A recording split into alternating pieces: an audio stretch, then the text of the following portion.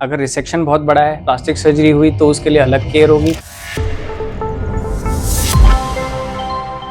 I am doctor Devashish and I am a surgical oncologist. Mouth cancer surgery के बाद हमें ये ध्यान रखना है कि हमें डिस्चार्ज पे जो एडवाइस मिली है वो किस किस्म की मिली। और काफ़ी हद तक इस डिस्चार्ज में ये सारे मुद्दे कवर किए जाते हैं कि उसमें सर्जरी किस मायने तक हुई है, यानी कि कितना सर्जरी का स्कोप रहा। अगर रिसेक्शन बहुत बड़ा है, प्लास्टिक सर्जरी हुई तो उसके लिए अलग केयर होगी। अगर रिसेक्शन छोटा है, ज़्यादा बड़ी सर्जरी का एक्सटेंड नहीं है, तो उसमें केयर होगी। मैं उदाहरण के तौर पर एक स्ट्रेट फॉरवर्ड केस देता हूँ। किसी पेशेंट की गाल का कैंसर हुआ, बहुत ही छोटा ट्यूमर था। ट्यूमर निकाल के बिना किसी प्लास्टिक सर्जरी के क्लोजर हो जाता है, पेशेंट डिस्चार्ज हो जाता है। उस केस में केयर बहुत स्ट्रेट फॉरवर्ड है। पेशेंट को ओरल हाइजीन के लिए बताया जाता है, और अगर नेक डिसेक्शन की जाती है, यानी नेक के भी हम लिम्फ नोड्स अगर हार्वेस्ट करते हैं, तो उस सिचुएशन में हम शोल्डर और नेक एक्सरसाइज बताते हैं जो पेशेंट को नियमित रूप से फॉलो करनी चाहिए। दूसरे एक्सट्रीम पे जब हम प्लास्टिक सर्जरी भी करते हैं, तो प्लास्टिक सर्जरी में हमें जहां से फ्लैप लिया है, यानी कि अगर वो चेस्ट से लिया है या पैर से लिया है, तो उन दोनों एरियाज का भी केयर का हमें ध्यान रखना होता है। दूसरा